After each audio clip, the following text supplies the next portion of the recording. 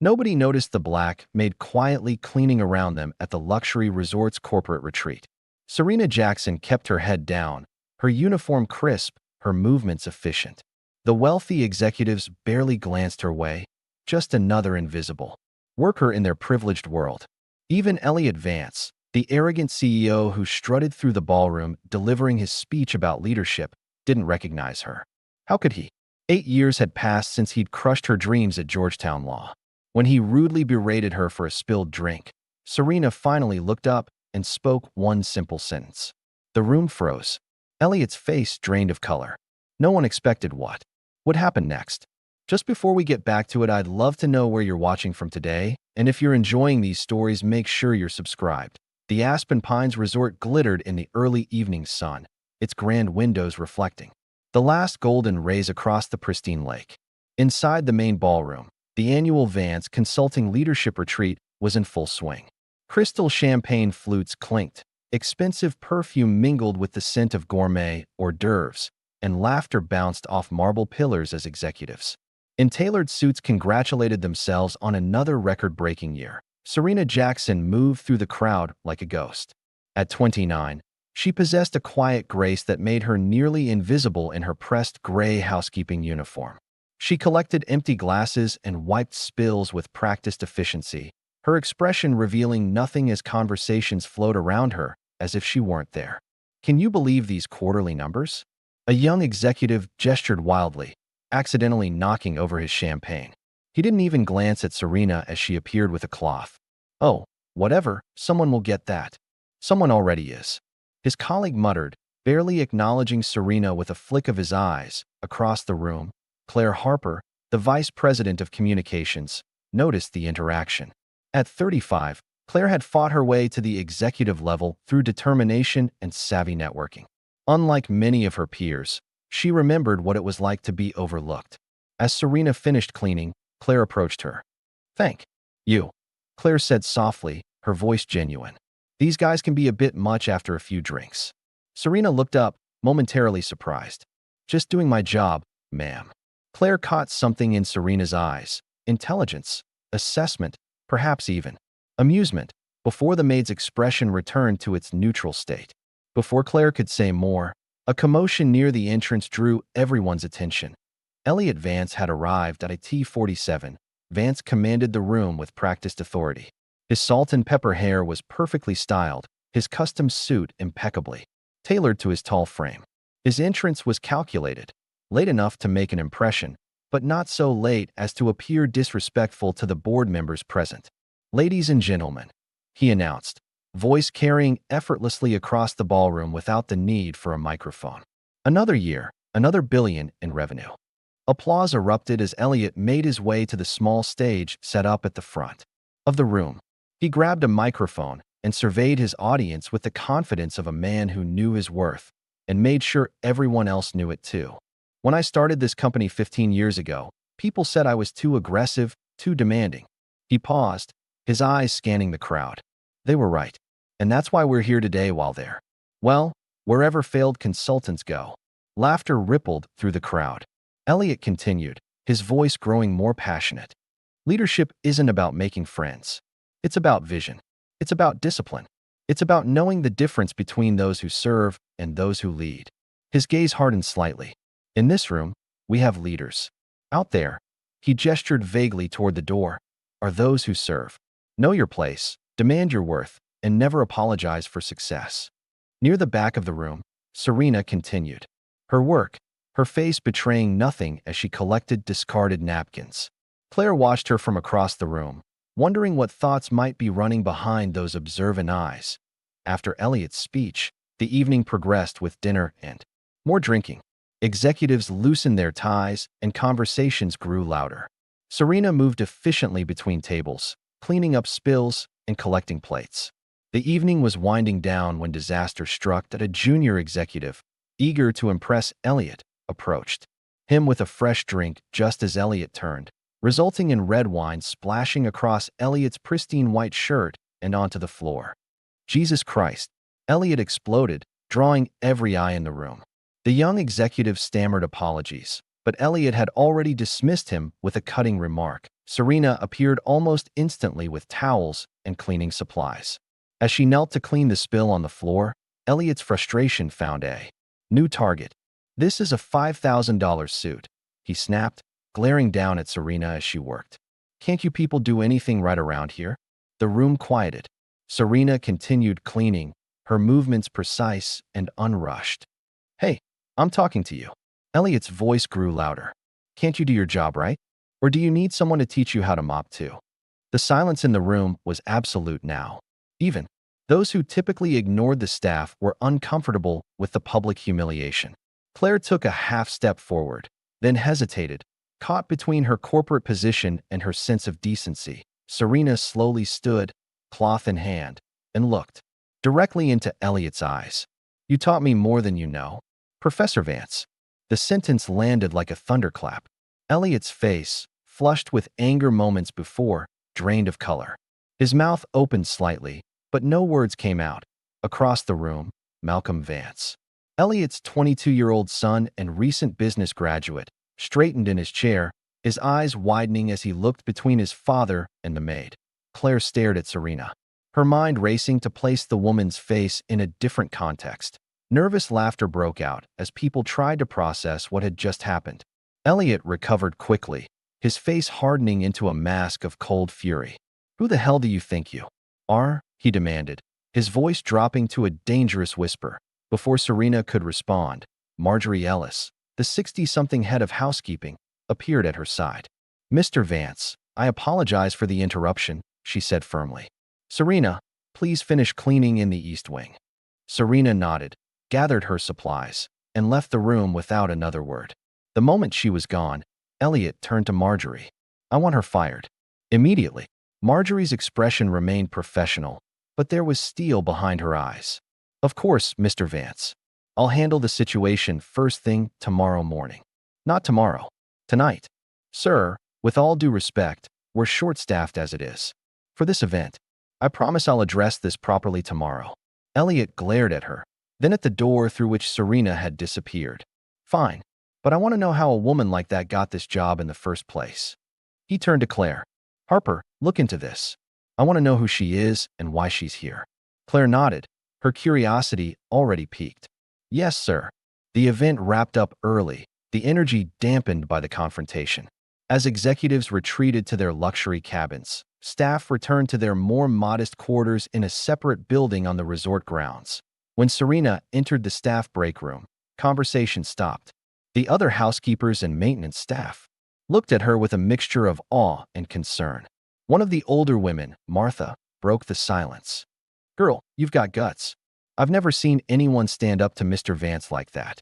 Serena shrugged, removing her apron. "Sometimes words just come out." "Did you really know him before?" "As a professor?"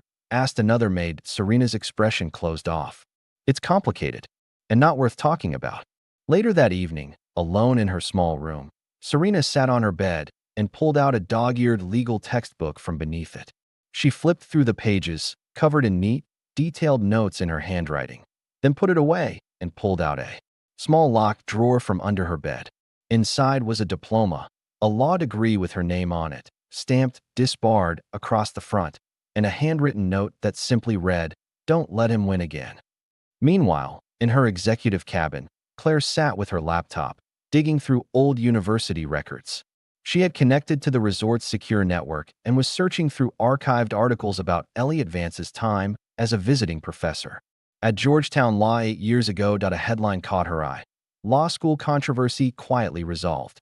The article was vague, mentioning only an unnamed top student who had accused a visiting professor of academic sabotage before withdrawing the claim and dropping out. The professor was never named, but the timing matched Elliot's guest lecturing. Period. Claire picked up her phone and dialed a number. "James? It's Claire Harper. Sorry to call so late, but I need to use that favor you owe me." "Yes, it's about Georgetown Law. Do you remember a student named Serena Jackson?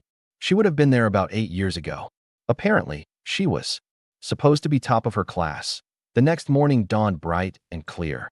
Malcolm Vance walked along the lakeside path, his hands in his pockets, mind still troubled by the previous night's incident. He spotted Serena cleaning the windows of the resort's library and approached her. Excuse me, he said hesitantly. Serena turned, her expression guarded when she recognized Elliot's son. I wanted to apologize for my father's behavior last night, Malcolm said. It was completely out of line. Serena studied him for a moment. You don't need to apologize for him. Still, I wanted to. Malcolm shifted uncomfortably. Were you really his student? Serena returned to her window cleaning. You remind me of him before the mask. Malcolm wasn't sure if it was a compliment or an insult. What does that mean? It means he wasn't always the man you see now, Serena replied without turning around. People change when power changes them. Before Malcolm could respond, Claire appeared around the corner of the building. Seeing the two in conversation, she hesitated, then approached. Malcolm, your father's looking for you. Something about the investor presentation this afternoon. Malcolm nodded, gave Serena one last curious look, then headed back toward the main building. Once he was gone, Claire turned to Serena. Can we talk? Privately. Serena set down her cleaning supplies. Miss Harper, I'd like to keep my job, at least until I decide to leave it. So with all due respect, you were his student, weren't you? Claire interrupted, keeping her voice low. At Georgetown. Serena's expression revealed nothing, but she gave a slight nod. What happened? Claire asked. This place protects men like him, Serena replied, her voice flat. Nothing happened. That's the point. Claire glanced around to ensure they were alone. I looked you up. You were on track to graduate top of your class. Full scholarship. Then suddenly, nothing. You disappeared from the legal world entirely. People disappear for all sorts of reasons, Miss Harper. Claire, please. She leaned in closer. I need to understand what happened. Not for him, for me. For this company. Serena looked at her thoughtfully. Why do you care? Because I've worked under Elliot for 7 years, and there have been incidents. Rumors. Women who left suddenly. I've always told myself they were just rumors. After a long moment, Serena spoke. Meet me after my shift ends. 8 o'clock. By the boat dock. As Serena walked away, her mind drifted back to 8 years earlier. The prestigious lecture hall at Georgetown Law was packed with eager students. Professor Elliot Vance, already a rising star in the consulting world, but still teaching occasional guest seminars, stood at the front of the room discussing corporate ethics. Ethics are important, he was saying, but sometimes the most ethical decision is the one that preserves the greater good. In this case, shareholder value. Serena, then a 21-year-old scholarship student, raised her hand. But isn't that circular reasoning, Professor? If we define greater good solely as shareholder value, we're not actually discussing ethics at all. The class turned to look at her. Vance's smile tightened slightly. Ms. Jackson, while I appreciate your enthusiasm, I think you're confusing philosophical ethics with practical business leadership. I don't think I am, sir, Serena pressed. The law requires corporate officers to consider more than just shareholder value. There's a fiduciary duty to the company itself, which includes employees, community impact. That's enough, Ms. Jackson. Vance cut her off, his tone hardening. Perhaps you should review the basics before challenging established principles. The memory faded as Serena continued her cleaning duties. That had been the beginning, a simple classroom disagreement that somehow became much more. After that day, Vance had seemed to take a special interest in undermining her, subtly at first, then more openly as time went on. Later that afternoon, Marjorie found Serena organizing linens in a supply closet. He's asking about you again. The older woman said without preamble. Serena continued folding. Let him ask. Marjorie closed the door behind her. I knew who you were when you applied, you know. Serena looked up, surprised.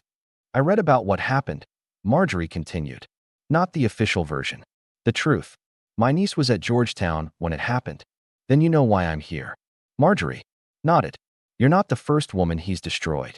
There was an assistant about 5 years ago, Rebecca Winters. She accused him of misconduct, and then suddenly she was gone. No references, no career. What happened to her? Last I heard, she moved to Portland.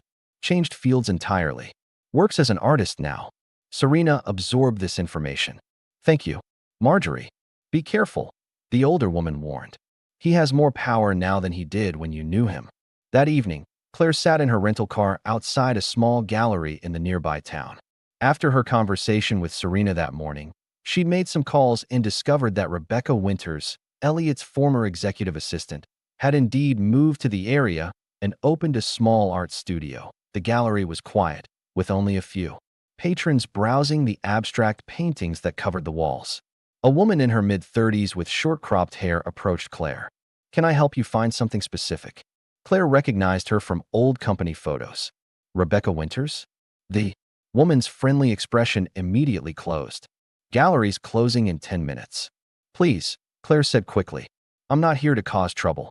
I'm trying to understand something about Elliot Vance." Rebecca glanced around the gallery, then motioned Claire to follow her into a back office. Once the door was closed, she spoke in a low voice. "Whatever he's done now, I can't help you. I signed an NDA. I'm not asking you to break it," Claire assured her.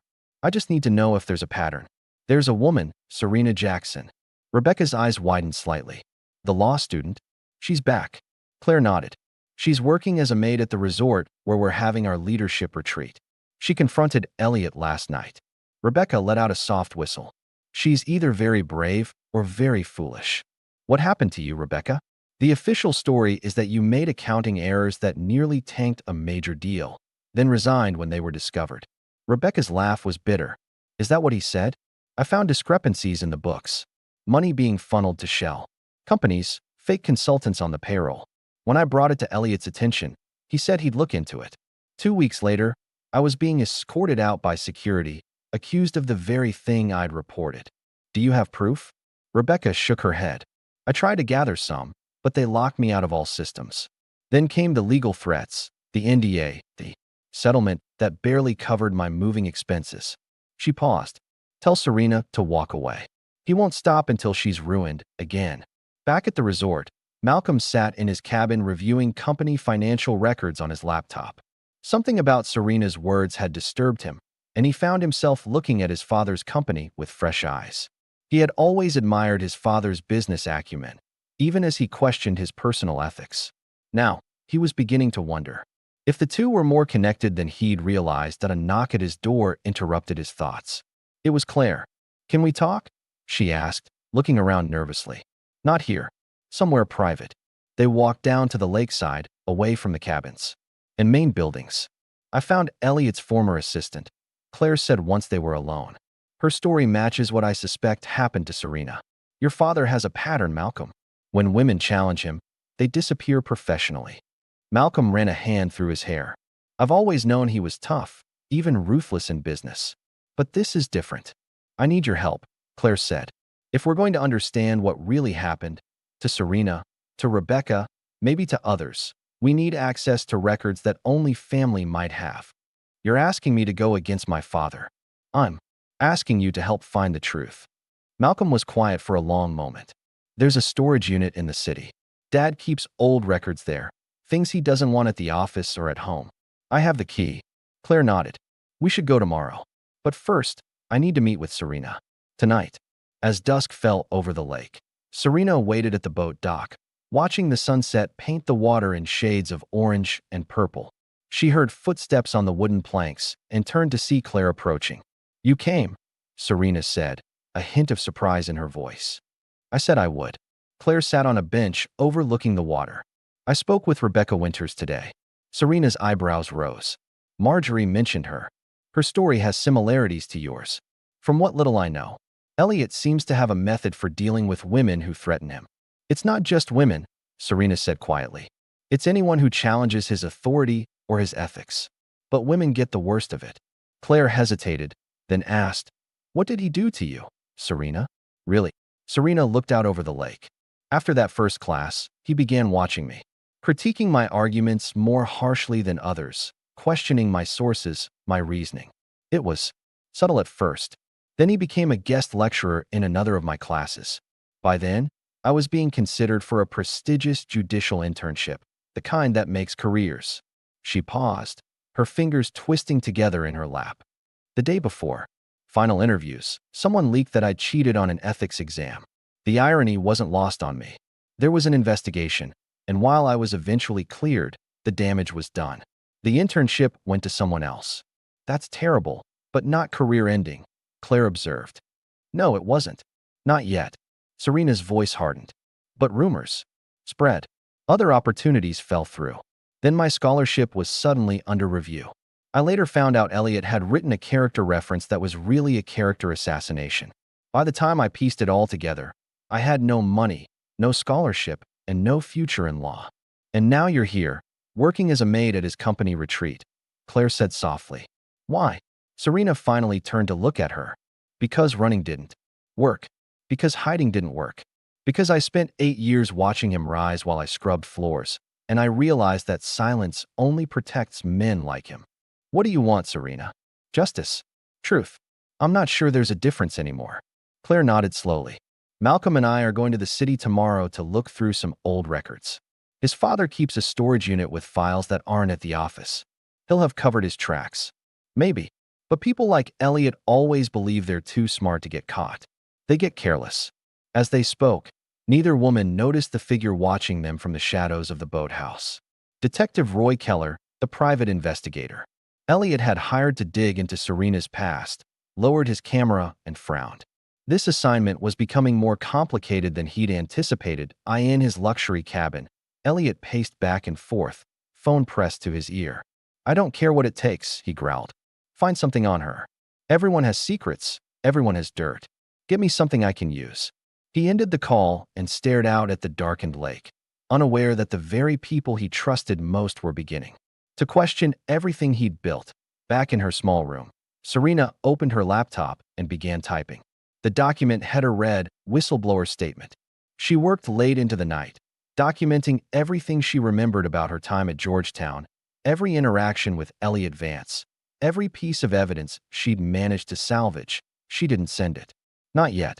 But for the first time in 8 years, she allowed herself to feel something like hope. The next morning, as the executives gathered for breakfast and strategy sessions, Serena moved through the resort with renewed purpose. She knew Claire and Malcolm would be leaving soon too. Check the storage unit. She knew Elliot was watching her, waiting for her to make a mistake. And she knew Marjorie was protecting her as much as she could. What she didn't know was that Detective Keller had spent the night researching her background and had found something strange. Large portions of her history appeared to have been systematically erased or altered. As an investigator who prided himself on thoroughness, this piqued his interest far more than finding dirt to give his client. Something wasn't right about this case. And Roy Keller was beginning to think he might be working for the wrong side. The morning sun cast long shadows across the Aspen Pines resort as Claire and Malcolm prepared to leave for the city. They had told everyone they were going for supplies, a plausible excuse that wouldn't raise suspicions. As they walked toward Claire's rental car, Malcolm noticed his father watching from the main building's veranda. He's watching us, Malcolm muttered, not turning his head. Claire kept her pace steady. Just act normal. We're just going into town, remember? They got into the car and drove away. Malcolm glancing in the side mirror to see his father still standing there, phone to his ear. Back at the resort, Elliot entered the conference room where several board members were reviewing quarterly reports. They looked up as he strode in, his confidence never wavering despite the previous night's incident. Gentlemen, ladies, he nodded. I trust you all slept well. Board member William Patterson, a silver-haired man in his 60s, peered at Elliot over his reading glasses. Quite a show last night, Elliot. A minor staffing issue, Elliot waved dismissively. Nothing to concern yourselves with. The Maid seemed to know you, remarked Janet Walsh, one of the newer board members. Former student, she said. Elliot's smile remained fixed. I've guessed. Lectured at various universities over the years. Impossible to remember every face. Before anyone could press further, Elliot launched into a detailed analysis of the upcoming quarter's projections, effectively changing the subject. But he noticed the glances exchanged between board members, the seed of doubt already planted. Meanwhile, Claire and Malcolm arrived at a storage facility on the outskirts of the city. Row after row of identical units stretched before them, the place eerily quiet on a weekday morning. It's Unit 247, Malcolm said, checking his phone. I have the entry code from when Dad had me drop off some boxes last year. They found the unit, and Malcolm entered the code. The padlock clicked open, and he slid up the metal door to reveal a surprisingly large space filled with neatly labeled boxes and filing cabinets. Your father doesn't believe in digital storage, Claire asked, surveying the room. He says the only truly secure information is the kind that can't be hacked, Malcolm replied, moving to a filing cabinet. We should start with personnel records. If he kept anything about Rebecca Winters or other assistants, it would be there. They began searching methodically, careful to return everything to its exact place. After an hour, Malcolm called Claire. Over. Look at this, he said, holding up a folder. Employee separation agreements. There are dozens here, all with women's names, all with the same template. Claire took the folder and flipped through it. These NDAs are incredibly restrictive, and the settlements are tiny compared to what these positions would normally warrant. Here's Rebecca's, Malcolm pointed. And look at the date, just 2 weeks after she reported financial irregularities. Claire pulled out her phone and took pictures of the documents. This shows a pattern, but it's still circumstantial. We need something that directly links your father to wrongdoing. They continued searching until Malcolm found a locked drawer in the back of a filing cabinet. This might be something, he said, examining the lock. Can you open it? Malcolm pulled out his keys and tried several before finding one that fit. Dad gave me this emergency key ring years ago. Never thought I'd use it like this. The drawer opened to reveal a single file labeled Academic References. Inside were copies of letters Elliot had written for various students over the years. Most were glowing recommendations, but a section in the back contained what could only be described as character assassinations, including one for Serena Jackson. Claire read it aloud. Despite her academic achievements, Ms. Jackson has demonstrated concerning ethical lapses that call into question her suitability for positions of trust. This is vicious and completely fabricated, said Malcolm, his face pale. Dad was systematically destroying careers. As they continued reading, neither noticed the storage facility's security camera blinking in the corner. Back at the resort, Serena was cleaning the executive conference room when she overheard 2 board members talking in lowered voices. I looked her up, one was saying. Serena Jackson was top of her class at Georgetown until some cheating scandal. The timing matches when Elliot was guest lecturing there. You think there's something to her claim? I think it's odd that Elliot's so rattled by a maid. Serena kept her head down, absorbing the information that the board was already curious. She finished her work and headed back to the staff area, unaware that she was being followed. Detective Keller had spent the morning investigating discrepancies in Serena's background. Public records showed she'd been at Georgetown Law on a full scholarship, consistently at the top of her class, until suddenly she wasn't. Her academic records simply stopped, with no explanation, no transfer, no graduation. It was as if someone had deliberately erased her. Now, watching her move through the resort, Keller felt increasingly uncomfortable with his assignment. He'd been hired to find dirt on her, but everything he discovered pointed to her being the victim, not the perpetrator. As Keller pondered his next move, Claire and Malcolm returned to the resort, their car trunk filled with grocery bags to maintain their cover story. They needed to speak with Serena, but with Elliot watching them closely, arranging a meeting would be difficult. The opportunity came during the afternoon session break. Claire spotted Serena restocking towels in the ladies' room and slipped inside. We found something, she whispered, checking that they were alone. Letters your professor wrote about you, deliberately damaging your reputation. Serena's hands stilled. I always suspected, but never had proof. We have it now. And more, a pattern of similar behavior with other women. Malcolm's making copies. As we speak, Serena looked at Claire with new respect. Why are you doing this? You're risking your career.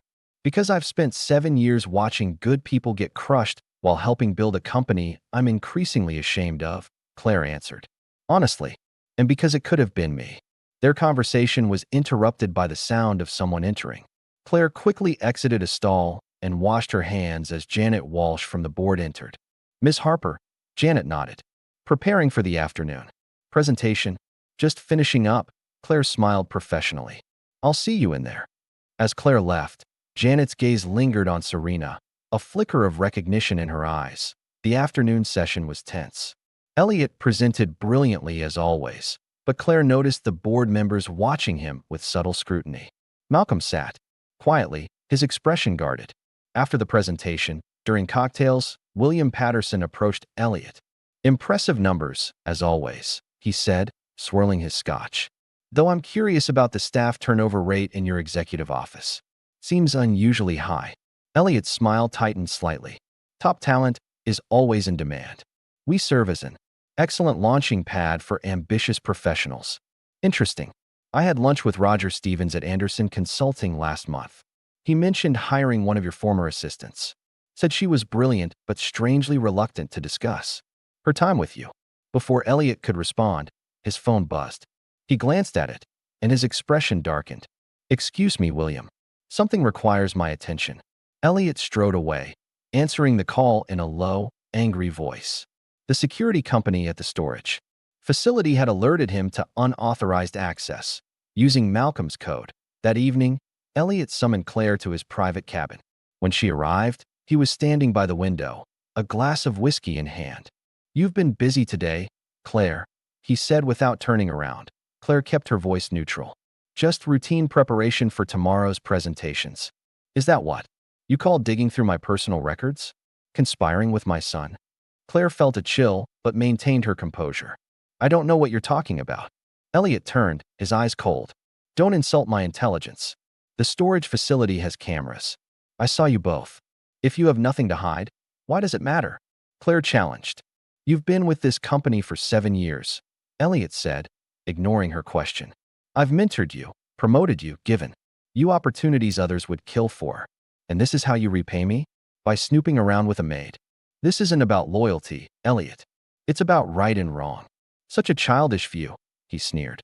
Business isn't about morality. It's about winning. I built this company from nothing, and I won't let anyone, not you, not my son, and certainly not some washed-up law student with a grudge, tear it down. What did Serena ever do to you except challenge your ideas? Claire asked. Why destroy her career? Elliot's laugh was cold. She was a scholarship student who thought she could lecture me on ethics. She needed to learn her place. And Rebecca Winters? The others? Collateral damage. This conversation is over, Claire. You have a choice to make. Drop this witch hunt now, or clean out your office when we return. You're threatening me. I'm giving you the courtesy of a warning, which is more than I gave the others.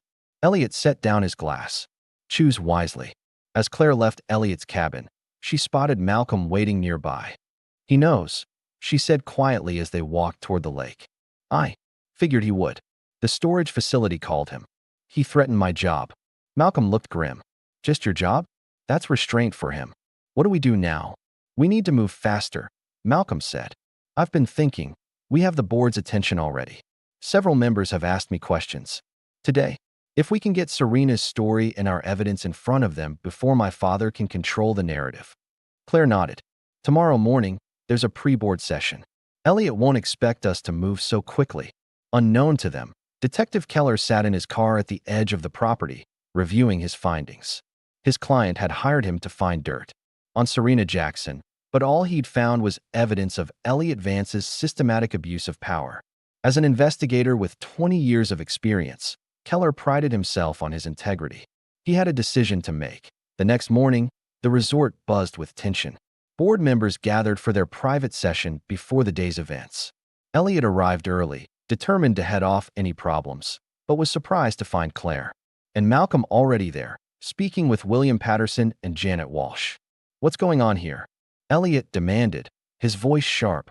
William turned, his expression grave. Elliot, we've been hearing some concerning allegations that we feel need addressing. Allegations? From whom? From multiple sources, Janet said, calmly, including your own records. Before Elliot could respond, the door opened again, and Serena walked in. She was no longer in her housekeeping uniform, but dressed in a simple blouse and slacks. The room fell silent. What is she doing here? Elliot's voice was dangerously quiet. I invited her, Claire said. The board deserves to hear her story directly. This is preposterous. You can't possibly, Mr. Vance, William interrupted. We'd like to hear what Miss Jackson has to say. For the next 20 minutes, Serena spoke calmly and clearly about her experiences with Elliot at Georgetown, the systematic sabotage of her career, and her journey to working as a maid at his company. Claire and Malcolm presented the evidence they'd gathered, including the damaging reference letters and the pattern of similar treatment toward other women. Throughout the presentation, Elliot's face grew increasingly flushed. When they finished, he stood. "This is a coordinated attack on my character and my company," he declared. "This woman is clearly unstable, harboring an 8-year grudge over academic criticism. As for these documents, they've been taken out of context or manipulated. And what about these?" A new voice joined the conversation as Detective Keller entered the room, holding a flash drive. "Email records showing systematic targeting of women who challenged you, Mr. Vance. Financial irregularities covered up by blaming assistants. Character assassination campaigns against former employees." Elliot stared at his hired investigator in disbelief. "What the hell are you doing?" "My job," Keller replied simply. "Finding the truth." He handed the flash drive to William. "Everything is there, documented and verified. I was hired to dig up dirt on Ms. Jackson. Instead, I found this." The board members exchanged glances. Janet spoke first. "I think we need to review this material immediately. Elliot, perhaps you should step out while we deliberate. This is my company." Elliot shouted, losing his composure entirely. "You can't do this." "Actually, we can," William said firmly. "Board bylaws are quite clear on this matter." As security was called to escort Elliot out, he pointed at Serena. "You think you've won? This isn't over." Once he was gone, Serena looked around the stunned room and said quietly, "You built an empire by burying truth. I'm here to dig it up." The emergency board meeting lasted for hours. Half the members wanted an immediate vote of no confidence. Others insisted on time to verify all allegations. The resort buzzed with rumors as executives tried to piece together what was happening behind closed doors. Serena waited in a small meeting room with Claire and Malcolm, the adrenaline of confrontation fading into anxious anticipation. "What happens now?" she asked. "Best case, the board removes him as CEO, pending a full investigation," Claire answered. "Worst case, they circle the wagons, protect him, and we all lose our jobs." "I'm sorry I dragged you into this," Serena said. Malcolm shook his head. "You didn't drag us anywhere. We chose this." William Patterson entered the room, his expression somber. "The board is divided. We're adjourning until tomorrow to review Detective Keller's evidence more thoroughly." "And Elliot?" Claire asked. "He's been asked to remain in his cabin and not contact anyone until tomorrow's vote. Security is ensuring he complies." William looked at Serena. "Ms. Jackson, I owe you an apology. I've served on this board for 5 years and had no idea." "Most people don't see what they're not looking for," Serena replied as they left the resort to find somewhere to eat in town. None of them noticed a junior executive slipping into his car, phone pressed to his ear. He was calling Jason Ford, a reporter friend at the Business Insider. "Jason, I've got the story of the year for you. Elliot Vance is about to be ousted in a massive scandal." The next morning, headlines exploded across business news sites. CEO accused of career sabotage. Fraud, former student speaks out.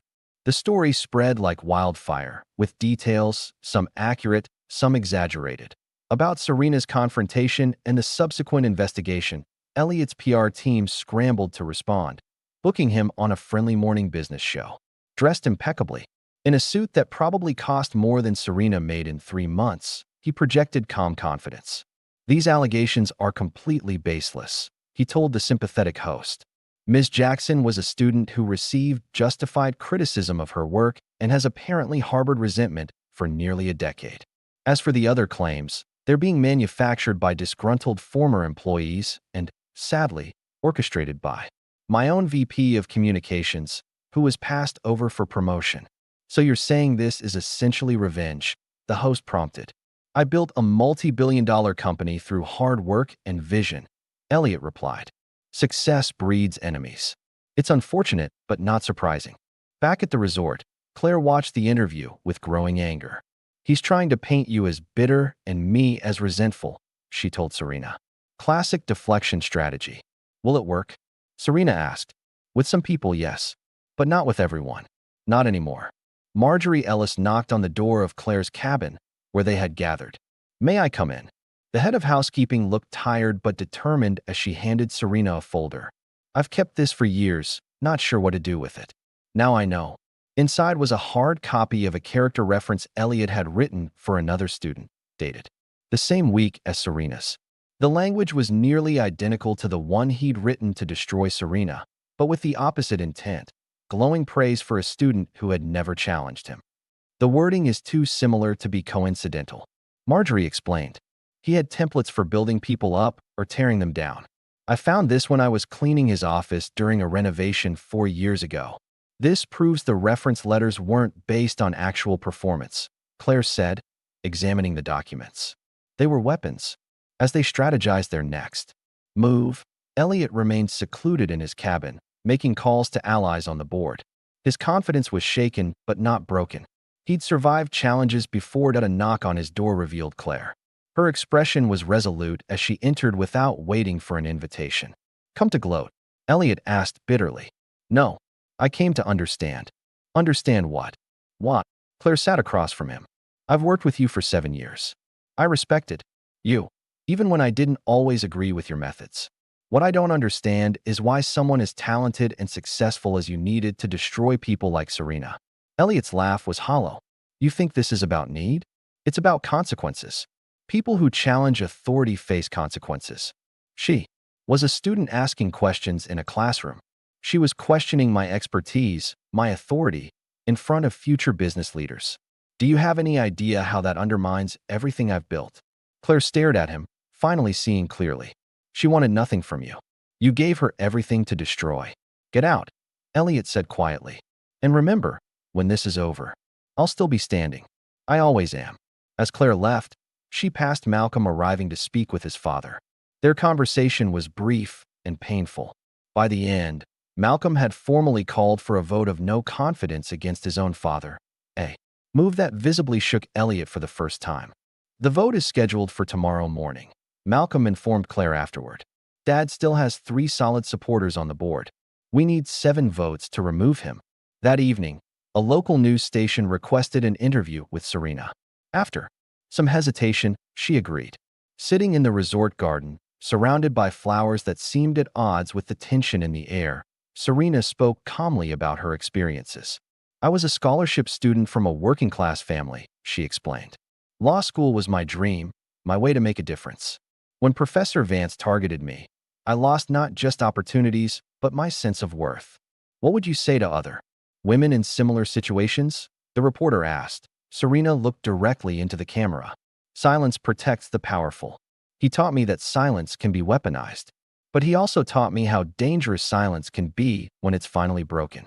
The interview went viral overnight, generating thousands of supportive comments and bringing forward other former students and employees with similar stories. Meanwhile, Detective Keller had continued his investigation, tracking down a legal aide who had worked with Elliot years ago.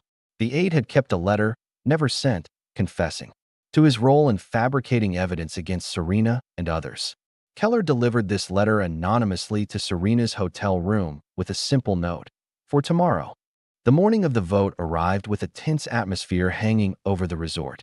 The board gathered in the main conference room, executives huddled in groups outside, speculating on the outcome. Elliot arrived looking confident, nodding to supporters as he entered. The meeting began behind closed doors. William Patterson presided, outlining the allegations and evidence. Elliot was given time to defend himself, which he did with practiced eloquence. Then came the discussion, heated at times, as board members argued both sides. One of Elliot's strongest supporters, James Reynolds, had been wavering after seeing the mounting evidence. When Serena presented the newly discovered confession letter, authenticated by the board's legal counsel, Reynolds finally switched sides. I've known you for 15 years, Elliot, he said heavily. I wanted to believe this was all a misunderstanding, but the evidence is overwhelming. The vote was held, 6-3 in favor of removing Elliot as CEO, with 1 abstention. When Elliot was informed of the decision, his face flushed with rage. This company is mine, he shouted, slamming his fist on the table. I built it from nothing. You're not indispensable, Elliot, Williams said firmly. You're a liability. Security was called to escort him from the building. As he was led through the lobby, staff members lined the hallway, silently watching his exit. Among them stood Serena, her expression revealing nothing as their eyes met briefly. Outside, Elliot paused, straightening his jacket and squaring his shoulders before walking to his waiting car. His empire was crumbling, but his pride remained. Intact, back inside, the board named Claire interim CEO, pending a search for permanent leadership. The announcement was met with cautious optimism from the executives who had watched the drama unfold as the day ended. Serena found herself in the same ballroom where it had all begun just 4 days earlier.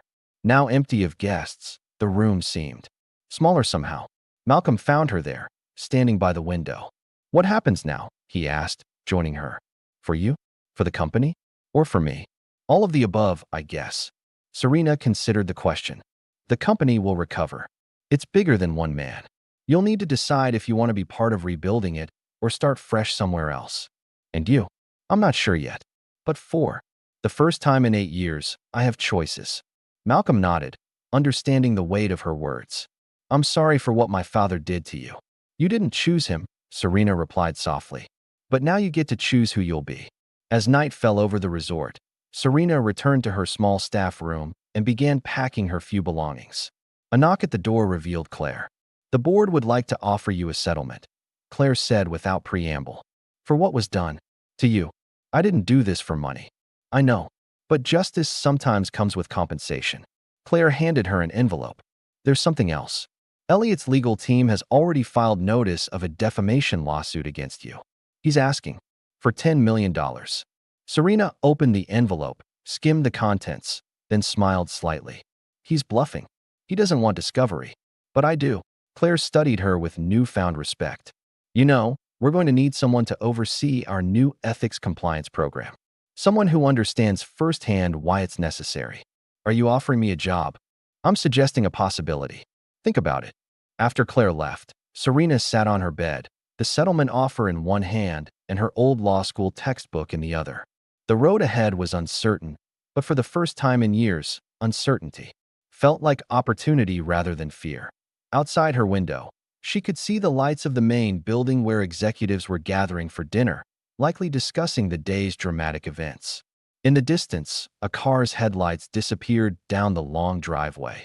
Elliot Vance, leaving the empire he had built, an empire that had just begun to crumble under the weight of long-buried truths. Serena closed her eyes and allowed herself a moment of peace. "Not anymore," she whispered to herself, echoing her words from the boardroom. Not his company, not his narrative, not his power over her, not anymore.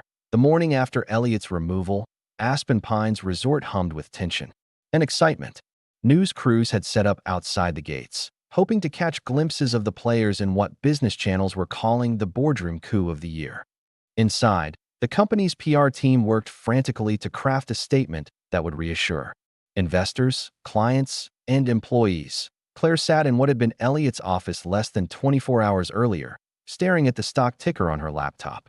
As expected, shares had dropped 8% in pre-market trading.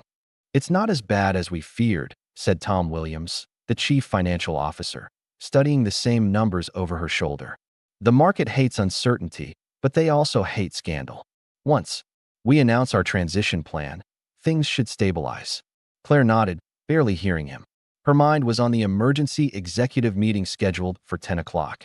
As interim CEO, she would be facing a room full of people who had been loyal to Elliot for years. "Has legal prepared the statement?" she asked. "It's being finalized now." Very measured, acknowledging the board's decision without detailing allegations. Standard crisis management. Claire closed her laptop. "We need to be better than standard, Tom. That's how we got here in the first place." Meanwhile, Serena had spent the morning in her room, fielding calls from reporters and declining all interview requests. She had one more day in her staff accommodation before she needed to leave. The settlement offer from the board sat unsigned on her desk. It was generous, more than enough to restart her life and possibly even return to law school. But something held her back from signing. A knock at her door interrupted her thoughts. She opened it to find Malcolm standing there, looking tired but resolute. "Can we talk?" he asked. Serena gestured for him to enter the small room. Malcolm looked around at the sparse furnishings, a far cry from the luxury cabins reserved for executives and their families. "I wanted to tell you something before the announcement goes public," he said. "I'm resigning from the company." "Because of your father?" Malcolm shook his head. "Because I need to find my own path. I've been living in his shadow, following his blueprint." Maybe this is my chance to figure out who I am without him. That takes courage, Serena said softly. I learned it from watching you. Malcolm met her eyes. You stood up to him knowing what he could do to you. Again, what will you do now? I'm not sure yet, but I've been thinking about starting something focused on corporate accountability, helping whistleblowers, maybe. He hesitated. Actually, I wanted to ask if you'd consider being an advisor. Not now, but when things settle down. Serena was surprised. You don't even know me, Malcolm. I know enough. I know you had every reason to stay silent, and you didn't. I know you could have sought revenge, but you sought justice instead. He shrugged. That's the kind of perspective I want to learn from. After Malcolm left, Serena sat thinking about his offer. It was unexpected but somehow felt right. Using her experience to help others in similar situations. For the first time in years, she allowed herself to imagine a future that wasn't defined by what Elliot Vance had taken from her. Across town, Elliot sat in his penthouse apartment, watching business news coverage of his removal. His phone had been ringing constantly, journalists seeking comments, board members expressing regret, and surprisingly, several competitors offering consulting positions. Elliot Vance might have been disgraced, but his reputation as a brilliant strategist remained intact. His lawyer, Andrew Pearson, spread documents across the coffee table. The defamation suit is ready to file, he said. $10 million against Jackson, plus separate actions against Claire Harper and the detective. We can argue they conspired to undermine your reputation with fabricated evidence. Will it stick? Elliot asked. Eyes still on the television. It doesn't need to. The goal is pressure, not victory. Most people can't afford to defend against protracted litigation. They'll settle. Elliot nodded. File it today. I want them served at the resort, publicly if possible.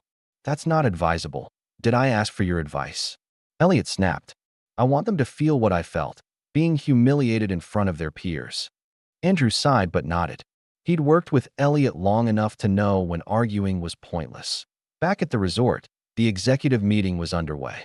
Claire stood at the head of the table, acutely aware that just days ago, she would have been seated along the side, taking notes on Elliot's directives. The board has appointed me interim CEO while a search is conducted for permanent leadership. She began. During this transition, our priorities are stabilizing the company, reassuring clients, and addressing the cultural issues that brought us to this point. What cultural issues? Asked Bradley Thompson, VP of Sales and a longtime Elliot ally. One disgruntled ex-student makes accusations, and suddenly we have a cultural problem? Claire met his gaze steadily. Serena Jackson isn't alone, Bradley. Detective Keller found evidence of at least 7 other women whose careers were deliberately sabotaged after they challenged Elliot in some way. The board has reviewed this evidence and found it compelling enough to remove our founder and CEO. So yes, we have a cultural problem. The room fell silent. Then Lisa Daniels, head of client relations, spoke up. What do we tell our clients? They've been working with Elliot for years. His name is on the building. We tell them the truth, Claire replied. That our company is committed to integrity and accountability, even when it's difficult. That we're taking steps to ensure everyone who works here, or with us, is treated with respect. As they continued discussing the transition plan, a commotion erupted in the lobby. Serena, who had been crossing to the staff quarters, stopped to see what was happening. A process server had arrived, accompanied by a photographer from a local business journal. He was loudly asking for Serena Jackson, Claire Harper, and Detective Keller. Marjorie intercepted him before security could react. This is a private property, she said firmly. You can leave those documents with security and go. I have orders to deliver these personally, the server insisted. And I have orders to call the police if you don't leave immediately, Marjorie countered, her voice steely. The standoff ended when Serena stepped forward. I'm Serena Jackson. The server handed her 3 envelopes with a smirk. You've been served. All of you. The photographer snapped several photos before security finally escorted them out. Serena opened her envelope to find Elliot's defamation lawsuit, demanding $10 million in damages. As she read, Claire emerged from the conference room, alerted by the commotion. What's going on? She asked, then saw the legal documents in Serena's hands. He didn't waste any time.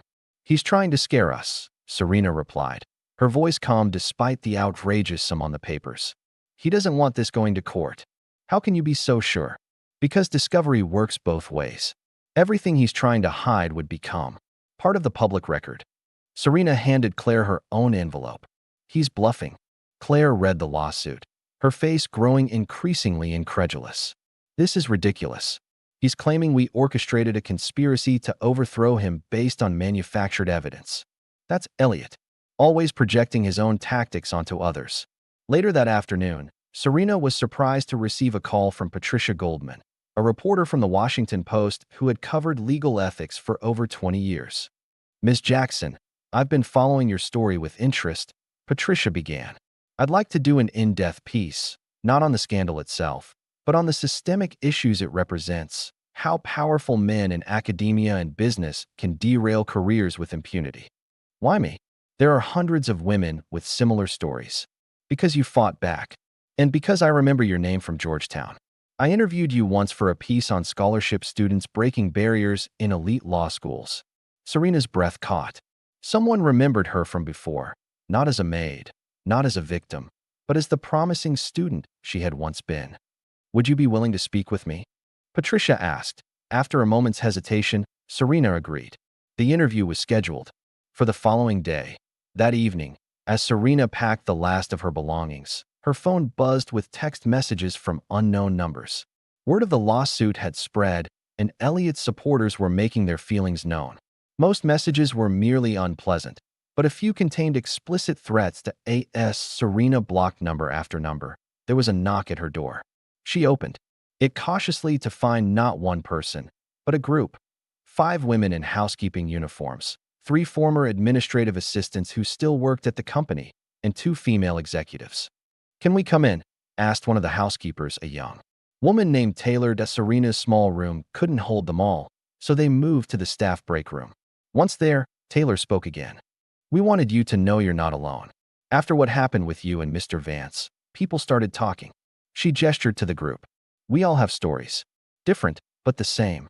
One by one, they shared experiences of belittlement, passed over promotions, inappropriate comments, and in 2 cases, career sabotage similar to what Serena had endured. As they talked, Serena realized they weren't just sharing, they were forming a network, a support system. What are you planning to do? She asked. We're documenting everything, said Rachel, one of the executives. Building a case stronger than any single testimony. If he's suing you, we want to help. Why now? Why not before? Because you showed us it was possible, Taylor answered simply. You stood up to him and didn't get crushed. The next morning, Claire was preparing for a video conference with major clients when her assistant interrupted. There's something you need to see, he said, pulling up a business news website on his tablet. The headline read, Former Vance employees speak out, culture of fear and retaliation. Beneath it was a photograph of a group of women, the same group that had gathered with Serena the night before, standing together outside the resort. This changes everything, Claire murmured, quickly scanning the article. None of the women had given their names, but their collective testimony painted a damning picture of life under Elliot's leadership. By noon, 3 more former employees had contacted the journalist, adding their stories to the growing chorus. Social media erupted with the hashtag #VanceSurvivors as women from across the business world shared similar experiences with powerful men who had faced no consequences for their actions. In his penthouse, Elliot watched the coverage with mounting rage. He called his lawyer. I want them all added to the lawsuit. Every single one. Elliot, that would be extremely unwise, Andrew cautioned. The optics of suing a dozen women. I don't care about optics. They're destroying what's left of my reputation. No, they're sharing their experiences. There's a difference, legally and ethically. Since when do you care about ethics? I pay you to win. There was a long pause on the line. Perhaps you should find new representation, Elliot. I'll have my office prepare the withdrawal paperwork. The day of Serena's interview with the Washington Post dawned clear and bright.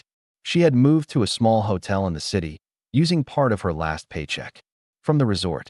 The settlement offer remained unsigned in her bag, not rejected, just on hold until she decided her next steps. Patricia Goldman arrived promptly at 10, a veteran journalist whose penetrating questions quickly cut to the heart of the matter. Looking back, she asked, What was the moment you decided to speak up after 8 years of silence? Serena considered the question. It wasn't when he yelled at me in that ballroom. It was about a month earlier when I saw his face on the cover of Forbes in an article titled The Integrity Advantage. The subheading called him the moral compass of modern consulting. I realized then that silence doesn't just protect the powerful, it validates them. The interview lasted 2 hours, covering not just Elliot and the recent events, but the broader patterns in law, business, and academia that allowed such behavior to flourish. What would you say to other women facing similar situations? Patricia asked as they concluded. Serena didn't hesitate. I tell them that some men build empires on silence. But silence is a choice, not an obligation. As Patricia was leaving, she handed Serena a business card. A friend of mine at Georgetown Law. She's the new dean of students. She'd like to talk to you about your options for completing your degree. Serena stared at the card, a rush of emotions catching her off guard. I'm not sure that's possible anymore. Just call her, Patricia urged. You've got nothing to lose. Meanwhile, Detective Keller had been busy.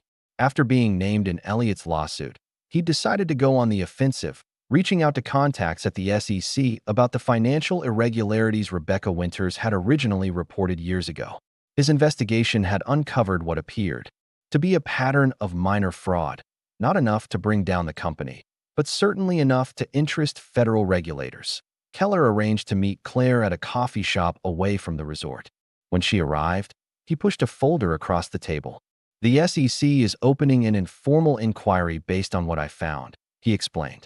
Vance was skimming from client contracts, small amounts, spread across dozens of projects, but it adds up to millions over time. Claire flipped through the documents. How did he hide this from the board? Creative accounting and loyal deputies. The interesting part is that Rebecca Winters discovered it 5 years ago. Instead of fixing it, Vance made her the scapegoat and continued the practice. This changes our defense strategy completely, Claire mused. We're not just defending against his defamation claims. We're going on the offensive with evidence of actual fraud. Keller nodded. I've already shared this with Ms. Jackson's attorney. They're preparing a countersuit. That afternoon, Claire received unexpected news from the board. After an emergency session, they had voted to make her permanent CEO rather than conducting an external search. Your handling of this crisis has been exemplary, William Patterson told her. The board feels the company needs continuity right now, not more upheaval. Claire was stunned. I'm honored, but are you sure? There must be more experienced candidates. Experience didn't prevent this mess. Integrity might have. You've demonstrated that in abundance. William paused. There is one condition. The board wants a complete overhaul of our ethics policies and HR practices. We need someone to lead that initiative, someone with first-hand experience of what happens when those systems fail. Serena Jackson, Claire said immediately. William nodded. If she's willing. It would be a director-level position reporting directly to you, with a seat on the executive committee. Claire could hardly believe what she was hearing.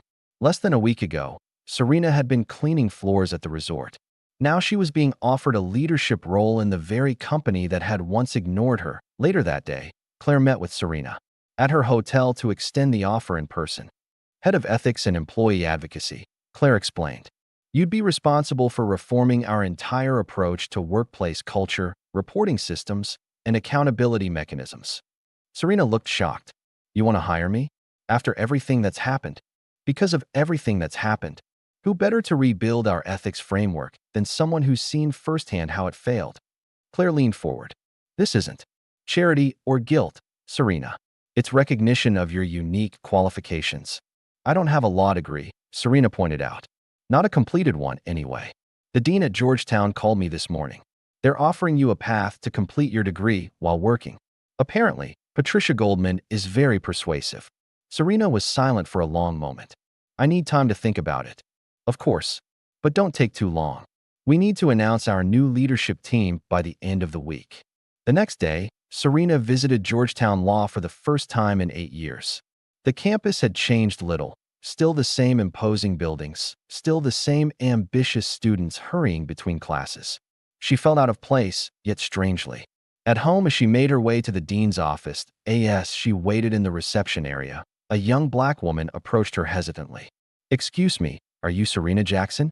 Serena nodded, surprised to be recognized. I saw your interview, the student explained. I just wanted to say thank you. I almost dropped out last semester after a similar experience with a professor. But, seeing you stand up to Vance. She straightened her shoulders. Because of you, I stayed in the program. The simple statement hit Serena with unexpected force. Her fight hadn't just been about her own justice. It had created space for others to find theirs. The meeting with the dean was brief but productive. Georgetown would allow Serena to complete her final year through a combination of evening classes and independent study. The cheating allegations had been expunged from her record after an internal review found them baseless. As Serena left the campus, her phone rang. It was Malcolm. I heard about the job offer, he said without preamble. Are you going to take it? I'm still deciding. What about you? Any progress on your new venture? Actually, yes. I've been talking with some investors interested in backing a nonprofit focused on corporate accountability. They're excited about the concept. He paused. I meant what I said about wanting your input, Serena, not just as an advisor. I'd like you on the board. Serena laughed softly. Malcolm, a week ago I was cleaning hotel rooms. And now you're the only person I know who successfully held a corporate titan accountable. That's exactly the perspective we need. That evening, Serena sat in her hotel room with two offers in front of her. The job with Vance Consulting, soon to be renamed, Claire had mentioned, and the board position with Malcolm's new venture. Both represented paths forward she couldn't have imagined days earlier. Her phone buzzed with a news alert. Elliot Vance drops defamation lawsuits amid SEC investigation. She clicked through to read that Elliot had withdrawn all legal actions against her, Claire, and Detective Keller after the Securities and Exchange Commission announced a formal investigation into financial improprieties at his former company. The weight lifted from Serena's shoulders. She'd been confident the lawsuit was a bluff, but seeing it officially dropped still brought relief. The next morning, Serena called Claire. I've made my decision, she said. I'll take the position, with two conditions. Name them. First, I want to complete my law degree while working. That means a flexible schedule for the next year. Absolutely. And the second, the company needs a complete overhaul, starting with its name. No more Vance Consulting. Claire chuckled. The board is already discussing alternatives. Any suggestions? Actually, yes. Integrity Partners. 3 days later, Serena walked into the corporate headquarters wearing a tailored suit instead of a housekeeping uniform. The receptionist, who had never acknowledged her presence before, now greeted her warmly. Ms. Jackson, welcome. Ms. Harper is waiting for you in the conference room. As Serena rode the elevator to the executive floor, she thought about the journey that had brought her here, from promising law student to hotel maid to corporate director in the span of 8 years. None of it had been planned, but all of it now seemed necessary. Claire introduced her at the executive committee meeting with a simple but powerful statement. Please welcome the only woman here who's already cleaned up our mess twice. Laughter broke the tension, and Serena found herself welcomed into a world that had once seemed permanently closed to her. In the weeks that followed, the company underwent significant changes. The board approved the name change to Integrity Partners. Claire implemented transparent hiring policies and established mental health resources for all staff. The HR department was completely restructured, with new procedures for reporting misconduct, and Serena began the work of building something new from the ruins of what had nearly destroyed her. She launched a mentorship initiative for employees from disadvantaged backgrounds. She rewrote the company's ethics code, emphasizing accountability at all levels. And she began teaching a monthly seminar for executives on recognizing and addressing power imbalances in the workplace. One evening, as she worked late in her new office, Serena noticed the cleaning staff arriving for their nightly duties. One woman, new and clearly nervous, was struggling with her equipment. Without hesitation, Serena stepped out to help her, showing her the most efficient way to organize her cart. The woman looked at her in surprise. Thank you, Ms. Jackson. Call me Serena, she replied with a smile. And you're welcome. Later, standing by the window of her office, Serena looked out at the city lights beginning to twinkle in the dusk. 8 years ago, she had believed this world was closed to her forever. Now she stood within it, not as a visitor or an imposter, but as someone who had earned her place through courage and persistence.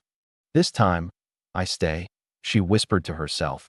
The words both a promise and a declaration of victory. 6 months had passed since the confrontation at Aspen Pines Resort.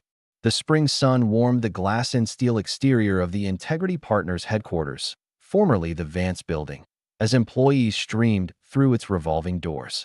Inside the airy lobby, a new installation had replaced the imposing portrait of Elliot Vance, a wall of handwritten cards and notes, each bearing a single sentence that had changed someone's life. That on the 28th floor, Serena Jackson stood before a room of 50 women from diverse backgrounds, recent graduates, mid-career professionals, and women returning to the workforce after extended absences. This was the inaugural session of the One Sentence Project, Serena's mentorship initiative for women facing barriers in professional spaces. Words have power, Serena began, her voice steady and confident. A single sentence can destroy a career or rebuild one. Today, we start reclaiming that power. The women listened intently as Serena shared her story, not as a victim, but as someone who had navigated a broken system and emerged stronger. She didn't sugarcoat the challenges or promise easy solutions, but offered something more valuable: practical strategies and genuine solidarity. After the session, Claire joined Serena in her office for their weekly check-in.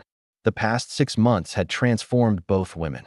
Claire had grown into her role as CEO with a blend of strategic vision and emotional intelligence that had stabilized the company faster than anyone expected. Serena had completed half of her remaining law school requirements while establishing Integrity Partners' new ethics framework from the ground up. The board is thrilled with the mentorship program, Claire said, settling into a chair across from Serena's desk. Applications are already coming in for the next cohort. That's good to hear. What about the employee satisfaction metrics? Claire smiled. Up 12 points since last quarter. The transparent promotion pathways are making a difference. People feel heard. And the clients? We lost 3 major accounts after the transition, but we've gained 7 new ones specifically because of our ethics reforms. Turns out, integrity is marketable. Serena nodded, not surprised. What about the housekeeping staff reforms? Implemented across all our properties. Claire confirmed. Better wages, advancement opportunities, educational benefits. Marjorie says applications have doubled. The mention of Marjorie brought a smile to Serena's face. The head of housekeeping had retired 2 months earlier, but not before helping redesign the staff structure to create genuine career paths for service workers. I got a letter from her yesterday, Serena said, reaching into her desk drawer. Listen to this. I cleaned messes too, long before you. I just didn't speak up. But you did. You made us proud. Claire's eyes softened. She was the unsung hero. In all this, without her protecting you that first night, everything would be different, Serena agreed. Their conversation was interrupted by Serena's assistant announcing Malcolm's arrival. At 23, Malcolm Vance had undergone perhaps the most dramatic transformation of all. Gone was the uncertain young man living in his father's shadow. In his place stood a focused, passionate advocate who had channeled his family resources into building something meaningful. Ladies, Malcolm greeted them with a warm smile. Sorry to interrupt. We were just finishing, Claire assured him, rising to leave. How's the nonprofit coming along? That's actually why I'm here. Malcolm took the seat Claire had vacated. The Accountability Project just received our first major grant. We're officially launching next month. Malcolm, that's wonderful, Serena exclaimed. We couldn't have done it without your guidance on the board, he said sincerely. Your perspective shaped our entire approach. After Claire left, Malcolm and Serena spent an hour discussing the nonprofit's upcoming initiatives. Their relationship had evolved into a respectful partnership based on shared values rather than shared trauma. There was no romantic undertone. Both recognized that would have been complicated by their history, but there was genuine friendship. Have you heard from your father?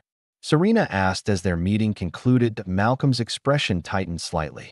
He's in Switzerland, starting a new consulting firm with some European investors who either don't know or don't care about what happened here. How do you feel about that? Honestly, relieved. The further away he is, the easier it is to focus on my own path. Malcolm paused. The SEC investigation is still ongoing, though. My lawyer thinks charges are coming, eventually. Serena nodded, neither celebrating nor commiserating. Elliot's legal troubles were no longer her focus. And how are you, really? Malcolm considered the question seriously. I'm good.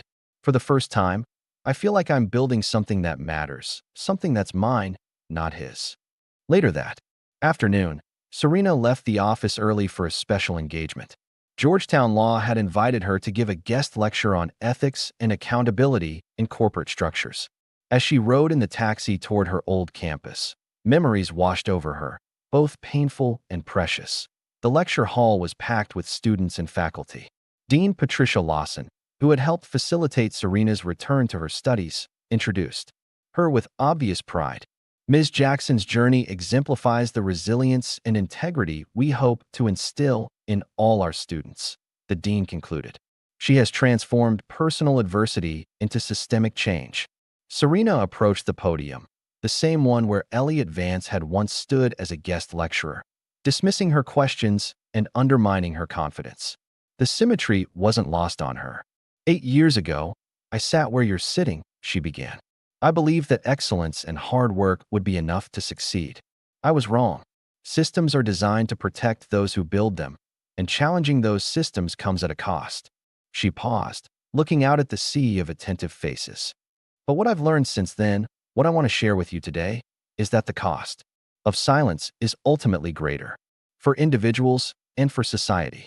For the next hour, Serena spoke about the intersection of ethics, power, and accountability in professional spaces.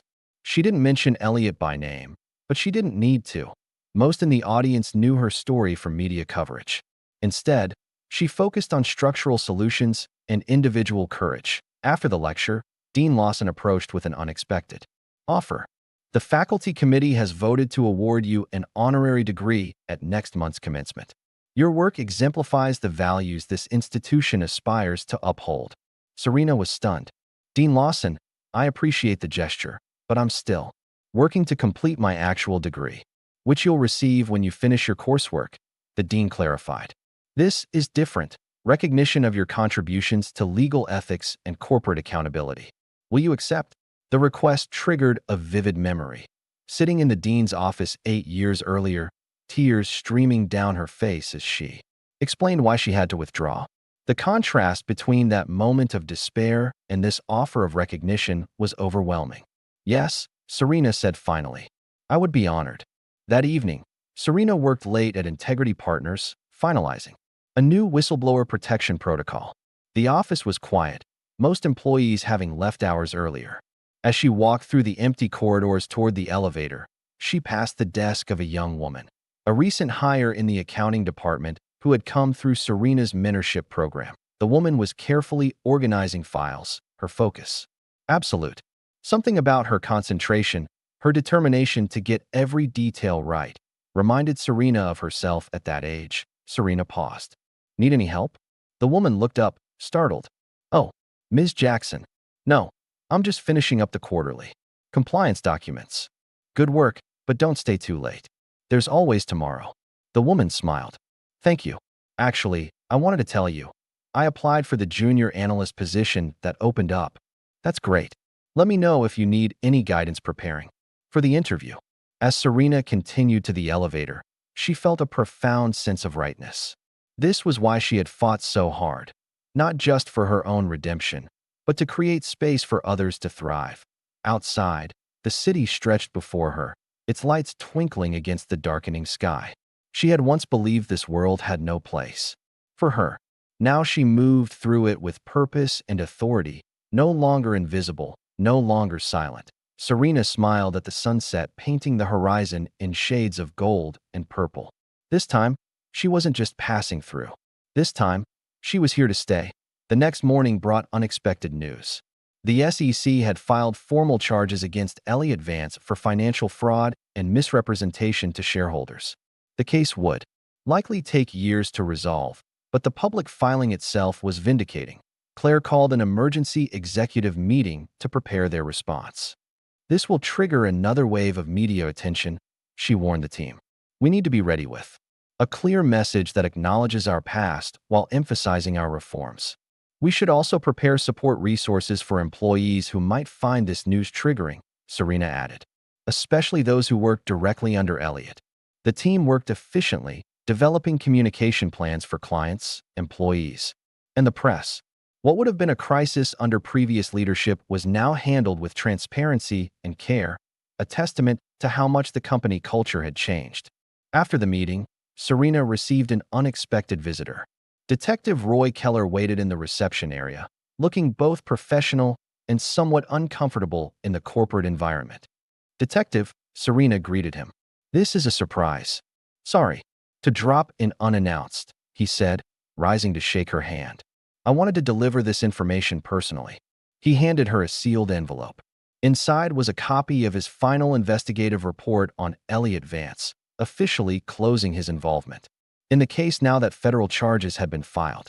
"Thank you for your integrity," Serena said sincerely. "You could have just done what he paid you to do." Keller shook his head. "I've been an investigator for 25 years. My job is finding truth, not burying it." He hesitated. "There's something else you should know.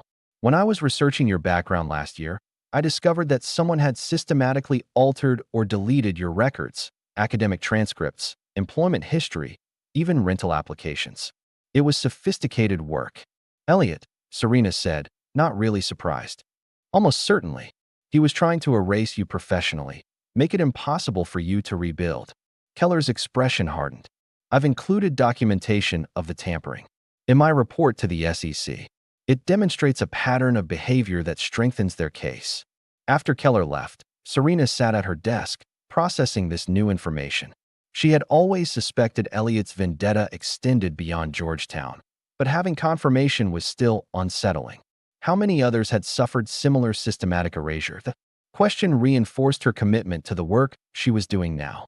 That evening, she finalized plans for expanding the One Sentence Project to 3 additional cities, creating support networks for women navigating hostile professional environments. As spring turned to summer, Serena's dual life as corporate executive and law student intensified. Each day brought new challenges and opportunities. Her honorary degree ceremony at Georgetown had made national news, with education and business publications highlighting her journey as an example of resilience and systemic change. In July, she stood on the stage of a TED conference, delivering a talk titled "Breaking Silence: The Power of a Single Sentence." The audience, corporate leaders, activists, and educators, gave her a standing ovation. Afterward, a woman approached her in the green room. "Ms. Jackson, I'm Lisa Cooper. I was a junior associate at Tinley and Marsh when Elliot Vance guest lectured there." Serena recognized the name immediately. "You were the one who got the judicial internship." Lisa nodded, looking pained. "The one he steered to me after sabotaging you. I didn't know then what had happened. By the time I pieced it together, you had disappeared from Georgetown." "It wasn't your fault," Serena assured her. "Maybe not, but I benefited from his actions. I've carried that knowledge for years." Lisa took a deep breath. "I'm a partner at Tinley now. We've created a fellowship program for students whose education was interrupted by circumstances beyond their control. I'd like to name it after you, if you're willing." The gesture touched Serena deeply. "Thank you, but the program itself matters more than the name. Call it whatever will help the most students." As summer faded into fall, Serena's schedule grew even more demanding. Between her executive role, board position at Malcolm's nonprofit, and final law school requirements, she rarely had a moment to herself. But unlike the exhaustion of her housekeeping days, this busy pace energized her. One crisp October evening, she found herself alone in the Integrity Partners building, having worked well past normal hours. As she gathered her things to leave, she realized it was exactly 1 year since the confrontation with Elliot at Aspen Pines Resort. 1 year since a single sentence had changed everything. On impulse, she took the elevator to the top floor and walked to the large windows overlooking the city. The company had thrived under Claire's leadership, not just surviving the transition, but emerging stronger and more purposeful.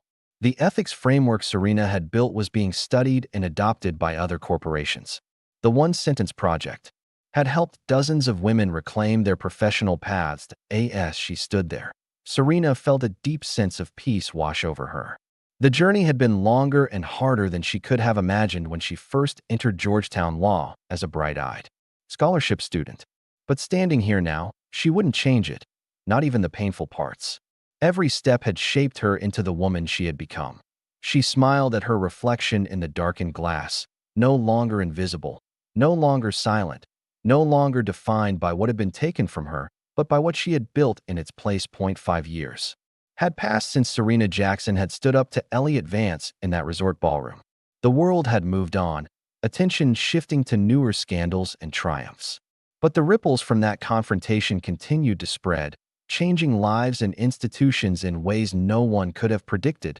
The grand ballroom of the National Press Club hummed with anticipation as attendees found their seats for the Corporate Ethics Summit's keynote panel. At the center of the stage sat Serena, now 34 and a nationally recognized expert on workplace ethics and accountability. Her law degree hung proudly in her office alongside her numerous awards and recognitions. As moderator of the panel, Serena guided the discussion with the confidence of someone who had lived the issues being debated. Corporate leaders and advocacy organizations alike sought her perspective on creating truly equitable work environments. The challenge isn't just identifying what's broken, she told the audience. It's building something better in its place. Policies matter, but culture matters more. Claire Harper, still CEO of Integrity Partners, sat beside her on the panel. Under Claire's leadership, the company had not only recovered from the Elliot Vance scandal, but had become an industry leader in both performance and workplace culture. The two women had developed a partnership based on mutual respect and shared vision. As the panel concluded to enthusiastic applause, Claire leaned over to Serena. "I have news," she whispered. "The board approved the Jackson Center funding this morning. Full scholarship program, mentorship structure, everything you proposed." Serena's eyes widened. The Jackson Center for Integrity had been her dream project, a comprehensive initiative to support students and professionals from underrepresented backgrounds. Getting it fully funded was a major victory. "That's incredible," she breathed. "When can we announce it?" "At the reception tonight. The press is already there." Later, as they prepared for the announcement, a young black woman in a tailored suit approached Serena hesitantly. "Ms. Jackson, I'm Taylor Williams, your new intern. I start next week." Serena smiled warmly. "Welcome to the team, Taylor. I was just about to head into this reception, but let's schedule time to talk properly on Monday." Taylor nodded, her eyes bright with admiration. "I just wanted to say thank you for the opportunity. I've followed your work since I was in college." As the young woman walked away, Claire joined Serena. "She reminds me of you." "I was thinking the same thing," Serena admitted. The reception was in full swing when they arrived, the room filled with business leaders, advocates, and media representatives. Serena scanned the crowd and spotted Malcolm, now 27, deep in conversation with a group of nonprofit leaders. His accountability project had grown into a respected organization with offices in 5 cities. When Malcolm saw her, he excused himself and came over. "The woman of the hour," he greeted her warmly. "Ready for your big announcement?" "More than ready," Serena replied. "How are things at the project?" "Busy. We just launched our whistleblower defense fund. 20 cases already this year." Their conversation was interrupted by a journalist who recognized Serena from her recent feature in Forbes. "Ms. Jackson, is it true that Elliot Vance has requested a meeting with you?" Serena was startled. "Where did you hear that?" "It's being reported that he's back in the country. Apparently, he's written a memoir and wants to discuss it with you before publication." Malcolm looked concerned, but Serena's expression remained calm. "If Mr. Vance contacts me, I'll consider the request like any other. Now, if you'll excuse us, we have an announcement to make."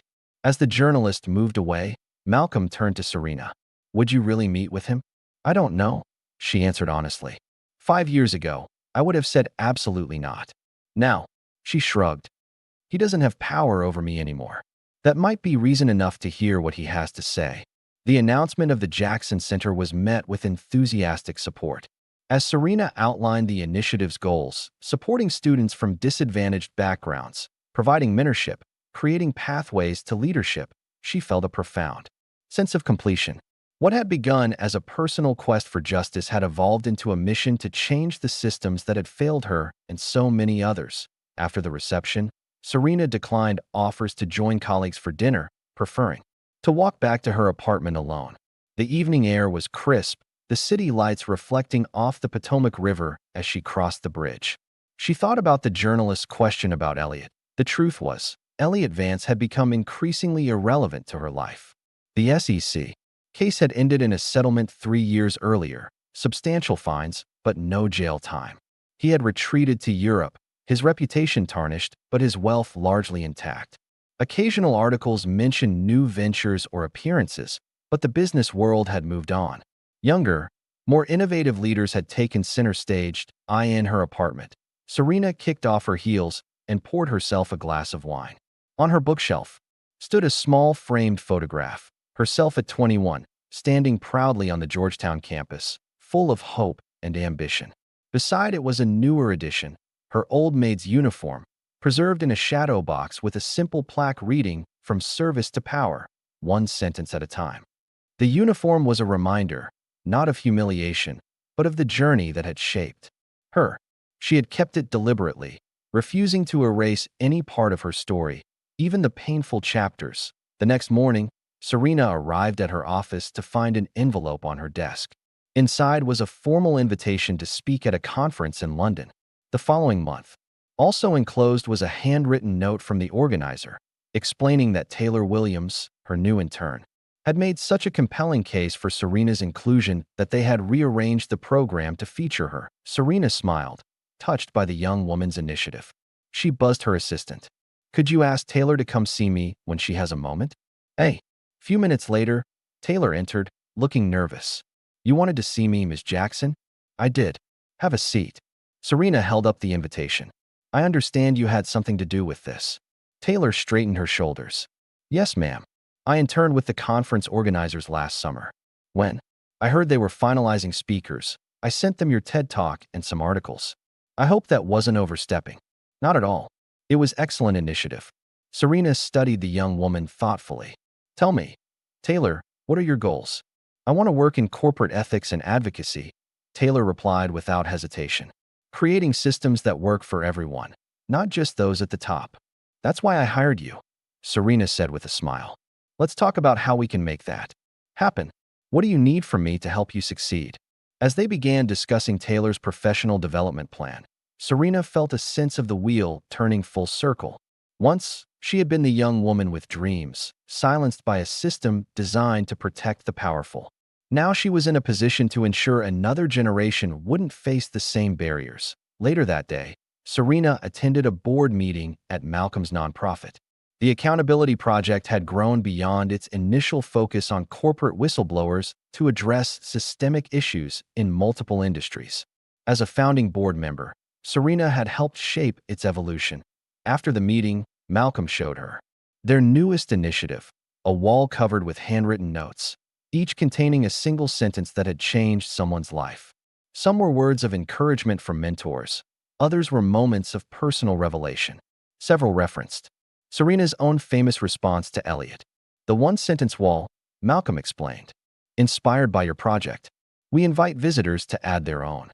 Serena read through the notes, moved by the power of words to transform lives.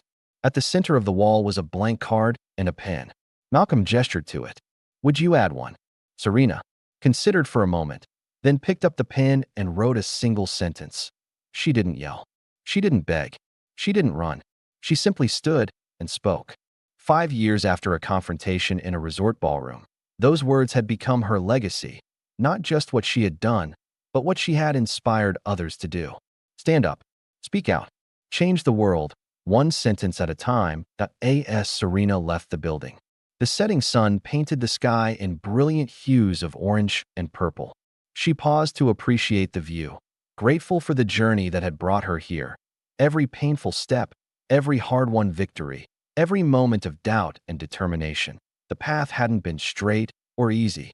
But standing here now, Serena Jackson knew with absolute certainty that she was exactly where she was meant to be. What would you sacrifice to speak your truth in a world that tries to silence you?